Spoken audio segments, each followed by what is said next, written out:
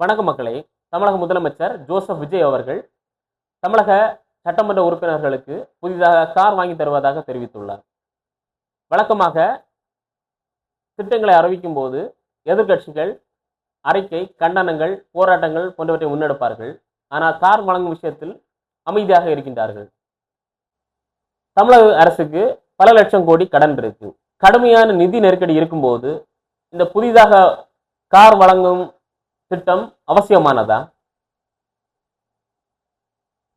எம்எல்ஏக்கள் தேர்தல் விவரத்தில் பல கோடி சொத்துக்கள் இருப்பதாகவும் 2-3 கார் இருப்பதாகவும் தெரிவித்திருக்கிறார்கள். இப்படி மக்கள் சேவைக்கு வரும் மக்கள் பிரதிநிதிகள் வசதியாக இருக்கும்போது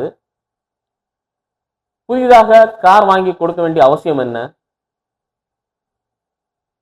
2 நியாயமான வழிகள் இருக்கு. தேர்தல் சுய விவரத்துல கார் இல்லைன்னு சொன்னவங்களுக்கு வாங்கி கொடுக்கலாம். இல்லைன்னா ஏற்கனவே பயணப்படி டீசல் படி கொடுத்துட்டு தான் இருக்காங்க. அதுக்கு மேல கார் எதுக்கு? ஒரு எம்எல்ஏக்கு சம்பளம் எவ்வளவு தெரியுமா? முன்னதாக பயணப்படி தொகுதிப்படி உட்பட 1,05,000 சம்பளம். இப்போ அது 2,05,000 உயர்ந்திருக்கு. சொகுசு கார் மற்றும் பல சலுகைகள் வேற.